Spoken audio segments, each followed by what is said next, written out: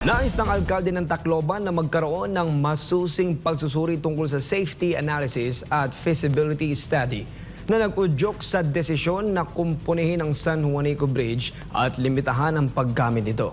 Si Carlo de la Peña sa buong detalye ng balita.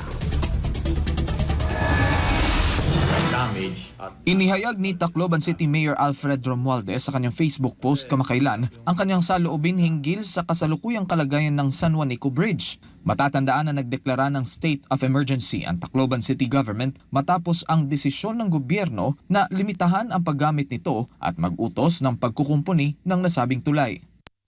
Sino bang gumawa ng study na to? At bakit bigla-bigla na lang binigyan kami ng 48 hours para isara itong tulay na to?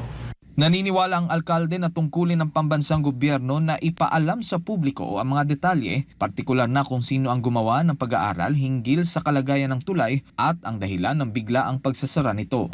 Magkano ba talaga? At gaano katagal nila gagawin yan? At kung may sira ba talaga? Kasi napaka-importante yan dahil ang lumalabas unang estimate ay pumapalo ng 800 million.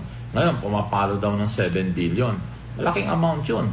Nilinaw ni Romualdez na hindi siya tumututol sa aktual na pagkukumpuni at sa mga kasamang proyekto tulad ng rehabilitasyon ng mga roro.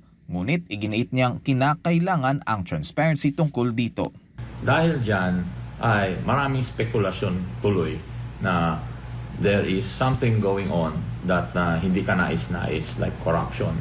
Dagdag pa ng alkalde, ang pansamantalang pagsasara ng tulay ay hindi lamang nakaaapekto sa ekonomiya ng rehiyon, kundi pati na rin sa buong bansa. I think we need experts really to look into this.